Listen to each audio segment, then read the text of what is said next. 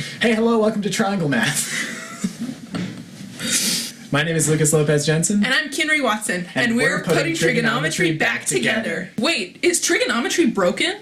Well, have you ever noticed that trigonometry is split up across a bunch of different math classes, and you're always expected to remember everything you learned about it in a different class? Oh yeah, in my pre-calculus class, we started talking about trig proofs and all these other complicated things. I was told I'd have to use the unit circle from Algebra 2, which is based on special right triangles from geometry, even though it had been a year since I really used either of those. That's exactly the problem. We have to play catch-up to put pieces of trigonometry together every time we start using it again. I don't know about you, but this really caused me to just memorize a lot of trig and not really understand why it was the way it is or how different parts of it relate to each other. You are so valid.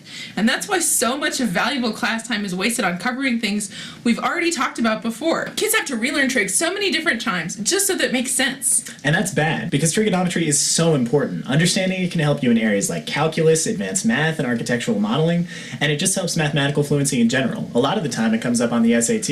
And it's really important for draftsmanship. Now you're getting it. Low proficiency in trigonometry reveals a deeper problem with proficiency in math in general.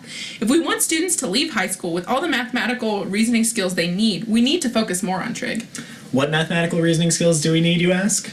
Trigonometry has literally built our society, and the skills learned in trig can be applied to even more complex calculations. Any building you can think of required trigonometry in its construction. Furthermore, trig teaches students what they need to know in order to succeed in physics and calculus, which drive engineering from electricity generation to space travel. And none of that is possible if you have a shoddy math education. If we want to foster continued innovation in these fields, we need to invest in our students and support their understanding of these essential concepts. So that's why we want to put trigonometry back together. It's a vital part of math education in the United States, and by looking at the problems with how trig is taught, we can see the problems in mathematical pedagogy as a whole. So if we present trigonometry linearly as its concepts evolve, we can help students understand it better in the classroom. That's what we'll be undertaking in the rest of this series. We want to take you, the viewer, through the concepts of trigonometry so that you can make them your own. To start, you'll need to understand some basic shapes and concepts. So this, as you may already know, is a circle. Do I look like I know how to do circle math? No, I want to do math about some really simple shape, one that's just straight lines. I want to do triangle math. Okay. You do realize that we need to talk about circles eventually, right? That's what angles are. Besides, you already know a lot about angles. Like, you probably know the Pythagorean theorem and that a triangle is just made by putting two bends in a line so its ends touch. And that's why all the angles add up to 180 degrees and... Degrees? That's circle stuff again. I'm not sure I follow. Degrees are pieces of a circle. See, we just cut up a circle into 360 pieces and said, hey, this fits into other shapes.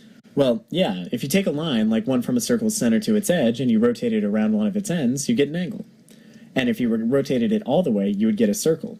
But there must be a less arbitrary way to talk about angles, so we know when we're talking about circles and when we're talking about other shapes. Sure, radians. A circle is defined by its radius, right?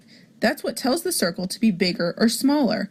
But the ratio between the circumference of the circle and its radius is the same for every circle. So if we measure how many radii are in the circumference, we'll get the same value every time. 2 pi. So since this ratio is constant for all circles, and it helps us understand and work with the unique properties of circles, it would make sense to use radian measures in our circle math. Yes, but when we're using angles and not talking about circles, it doesn't really help us any more than using degrees would. But I said that I didn't want to talk about circles. What about that thing you were talking about earlier, with the triangle sides? Oh, the Pythagorean theorem? You probably know that already. It just says that the squares of two legs of a right triangle combined are the same as the square of the triangle's hypotenuse. There's a bunch of proofs for it already out there if you want to find out for yourself. Huh.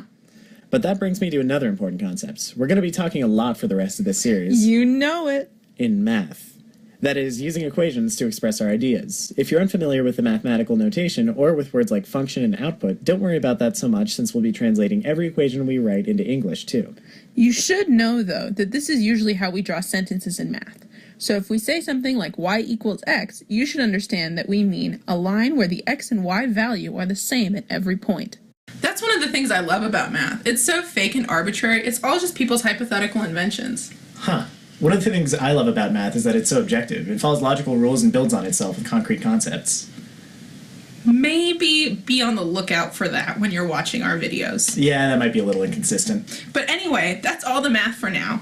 Everything else we'll hope you pick up along the way. Next week, we'll start dealing with special right triangles and the 6 basic trig functions. If you already know what we discussed in this episode, it should all make sense. We'll see you then!